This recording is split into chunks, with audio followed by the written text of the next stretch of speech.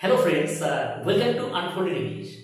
আজকে আমরা শিখব একটা খুব গুরুত্বপূর্ণ বিষয়, সেটা হচ্ছে interchange of parts of speech. অর্থাৎ আমাদের যে পার্টস অফ স্পিচগুলো আছে, noun, pronoun, adjective, verb, adverb, ঠিক আছে?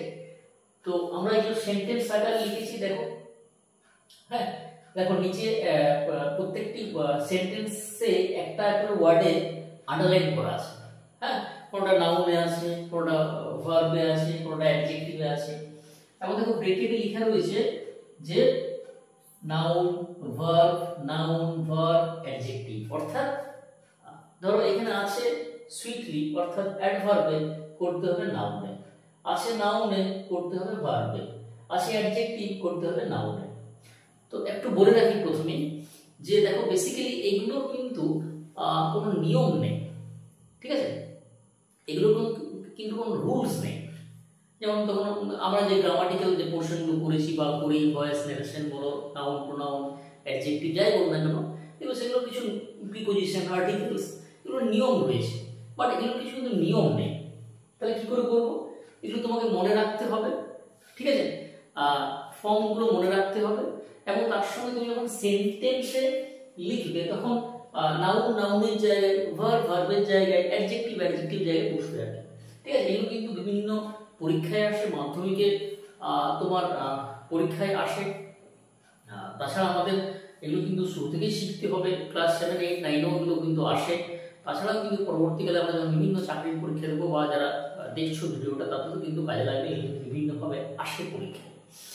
তাহলে বন্ধুরা শুরু করার আগে যারা দেখছো চ্যানেলে, ইউটিউব চ্যানেলে, তারা চ্যানেলটা সাবস্ক্রাইব করে দাও, শেয়ার করে দাও। আর যারা আমার ফেসবুক পেজে দেখছো আনফোল্ডেড ইংলিশ, পেজটাকে ফলো করে রাখো। বা যারা আমার ফেসবুকে দেখছো, ফেসবুক প্রোফাইলে দেখছো, তারাও পেজটাকে ফলো করে দাও, শেয়ার করে দাও। চলো স্টার্ট করি। হ্যাঁ, যেমন ধরো রিমা সিংস সুইটলি।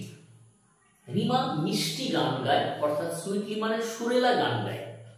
ওকে, এরপর সুইটলি এটা কিন্তু আমার কিসে আছে বলতো? অ্যাডভার্বে আছে। সুইটলিটা কি? অ্যাডভার্ব। এবার এটা করতে হবে নাউনে। এবার নাউনে করতে মানে এই জায়গায় মানে সুইটলির পরিবর্তে নাউনটা, মানে সুইটলিটা অ্যাডভার্ব, এর নাউন ফর্ম কি হবে? সুইটনেস। তো এখানে সুইটনেস লাগিয়ে দিলে হবে না, কিন্তু এটা সেন্টেন্স আকারে তোমাকে লিখতে হবে, যেমন মিনিংটা একই রকম থাকে। যেমন রিমা সিং সুইটলি, সুইট আমি কি করব? Rima sings with sweetness, with sweetness। দেখো হয়ে গেল, এটা হয়ে গেল নাউন। আচ্ছা বলতে এর অ্যাডজেক্টিভ ফর্ম কি হবে? এর অ্যাডজেক্টিভ ফর্ম হবে সুইট। ক্লিয়ার? চলো second number, second question. Ramu told a lie. Ramu told a lie. দেখো এই যে এ লাই, ই লাই, দেখো এই লাইটা কিন্তু নাউনও হয়, আবার লাইটা কি হয়? ভার্বও হয়। এই যে লাই, লাই কিন্তু নাউনও হয়, আবার লাই ভার্বও হয়, ঠিক আছে? আচ্ছা, লাইয়ের কিন্তু দুটো মিনিং আছে। এই যে এ লাই, ই লাই, হ্যাঁ, এটা লাই মানে একটা মানে হয় মিথ্যা কথা বলা, আর একটা মানে হয় শুয়ে পড়া। যেটা মিথ্যা কথা বলা তার V2 হচ্ছে লাইট, V3 হচ্ছে লাইট। ওকে, আর যেটা শুয়ে পড়া তার V2 হচ্ছে লে, V3 হচ্ছে লেন। একটু খেয়াল রাখো। হ্যাঁ, বোঝা গেল? তাহলে রাম এটা কিন্তু নাউনে আছে, কি করে বুঝবো বলো তো? দেখো এখানে আর্টিকেল আছে এ। আমরা জানি যে আর্টিকেলের পরে কিন্তু কি বসে? নাউন বসে, তাই না? নাউনের আগে কি বসে? আর্টিকেল বসে, বা আর্টিকেলের পরে কি হয়? নাউন বসে, ঠিক আছে? নাউনের জন্য কিন্তু আর্টিকেল ব্যবহার হয়। আচ্ছা, এটা আমি কি করব? রামু টোল্ড এ লাই, অর্থাৎ রামু মিথ্যা কথা বলেছিল। তাহলে একদম সিম্পল, রামু লাইড, এ লাই হয়ে গেল। আচ্ছা next, we are proud of our country. খুব ইম্পর্টেন্ট। আচ্ছা, প্রাউড মানে কি? গর্বিত, তাই না? এই প্রাউডটা কিন্তু আছে কিসে বলতো? অ্যাডজেক্টিভে আছে। প্রাউডটা কি? অ্যাডজেক্টিভ। আচ্ছা, এখানে একটা জেনে রাখো, এই যে প্রাউডের পর কিন্তু প্রিপোজিশন অফ বসে। প্রাউড অফ, খুব ইম্পর্টেন্ট, পরীক্ষায় আসে। আচ্ছা, এটাকে নাউন করলে কি হবে? এটাকে নাউন করলে হয়ে যাবে প্রাইড। তাহলে কিভাবে লিখবো আমরা? We take pride in our country। তখন কিন্তু দেখো প্রাইডের পর ইন বসছে, কিন্তু প্রাউড অফ, তাহলে প্রাউড অফ এবং প্রাইড ইন এগুলো হচ্ছে আমার ফিক্সড প্রিপোজিশন, বা বলতে পারি অ্যাপ্রোপ্রিয়েট প্রিপোজিশন, প্রাউড অফ এবং প্রাইড ইন। চলো চারে চলে আসা, হি গেভ মি এনকারেজমেন্ট, অর্থাৎ সে আমাকে উৎসাহ দিয়েছিল। এনকারেজমেন্ট এটা কিন্তু নাউনে আছে, দেখবে মেন্ট যুক্ত যে ওয়ার্ডগুলো সেগুলো কিন্তু নাউন হয়, যেমন ধর এনকারেজমেন্ট, ম্যানেজমেন্ট, এনগেজমেন্ট, ঠিক আছে।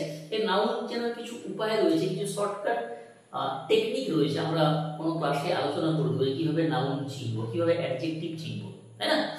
চলো আচ্ছা, এটাকে ভার্ব করলে কি হবে, এনকারেজ, কি হবে এনকারেজ। তাহলে পাস্ট টেন্সে আছে, তাহলে আমরা কি করব, হি encouraged me, কি করব, হি encouraged me, তারপরে ভার্ব হয়ে গেল, ক্লিয়ার।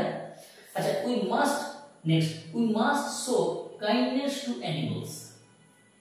কাইন্ডনেসটা কিসে আছে বলো তো, নাউনে আছে। যেগুলো নেস যুক্ত হয় সেগুলো কিন্তু নাউন ফর্মে, মানে নাউন হয় আর, যেমন কাইন্ডনেস, ব্রাইটনেস, ডার্কনেস, হ্যাপিনেস, ঠিক আছে। এটা করতে বলছি কিসে বলো তো, এটা করতে বলছে অ্যাডজেক্টিভে। তাহলে এটা অ্যাডজেক্টিভ কি হবে, কাইন্ড। বলো তো অ্যাডভার্ব কি হবে, কাইন্ডলি। ওকে, তাহলে কি করব আমরা, we must be kind to animals, we must be kind to animals. Next আমরা চলে আসি question number 6, I am sure of my success, I am sure of my success. দেখো এই যে সাকসেসটা কিসে আছে বলো তো, সাকসেসটা নাউনে আছে, সাকসেসটা হচ্ছে নাউন ফর্মে। দেখো তোমার করতে হবে কিন্তু ভার্ব ফর্ম, তাহলে সাকসেসটা নাউন, এর ভার্ব কি হবে, এর ভার্ব হবে সাকসিড। বলো তো অ্যাডজেক্টিভ কি হবে, সাকসেসফুল, অ্যাডভার্ব কি হবে, সাকসেসফুলি। আচ্ছা এটা যদি আমি নাউন হিসেবে কি ভার্ব হিসেবে লিখি তাহলে কি হবে, তাহলে আমি কি বলছি, I am sure of my success, অর্থাৎ আমি আমার সফলতা সম্পর্কে নিশ্চিত। তাহলে আই এম শিওর, আমি নিশ্চিত, আই এম শিওর অর্থাৎ আমি নিশ্চিত, দ্যাট যে, আই উইল সাকসিড, কি হবে, আই উইল সাকসিড, SUCCEED। ওকে, তাহলে I am sure that I will succeed, আমি নিশ্চিত যে আমি সফল হব, তাই না।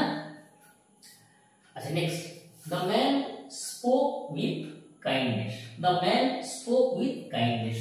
আচ্ছা এই যে কাইন্ডনেস, এখনই একটু আগে আমরা আলোচনা করলাম যে কাইন্ডনেস হচ্ছে নাউন ফর্ম, যেগুলো নেস যুক্ত হয় সেগুলো নাউন হয়।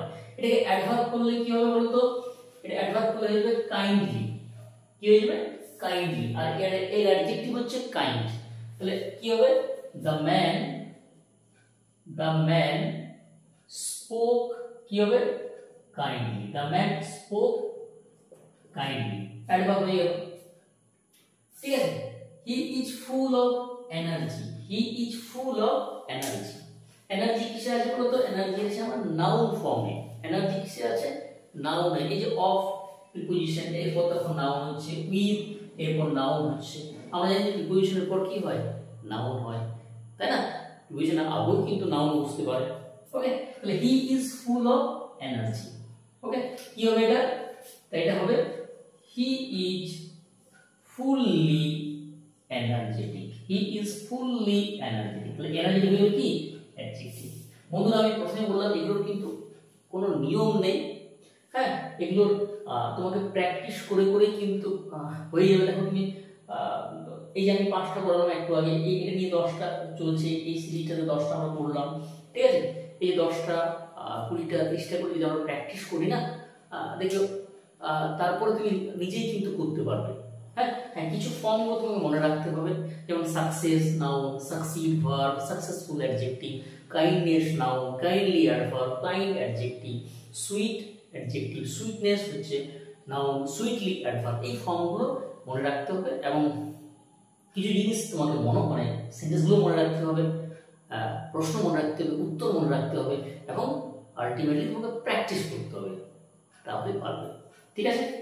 চলো আচ্ছা, সাইন দিস ডকুমেন্ট। দেখো এই যে সাইন ওয়ার্ডটা, সাইন, এই যে সাইন ওয়ার্ডটা কি চাই বলতো, সাইনটা কিন্তু ভার্ব, সাইন কিন্তু ভার্ব, এর নাউন কি হবে, এর নাউন হবে সিগনেচার, নাউন কি হবে, নাউন হবে সিগনেচার। তাহলে কি হবে, সাইন দিস ডকুমেন্ট, তখন আমি কাউকে না কাউকে বলছি যে সাইন দিস ডকুমেন্ট, অর্থাৎ এই ডকুমেন্টে সাইন করো।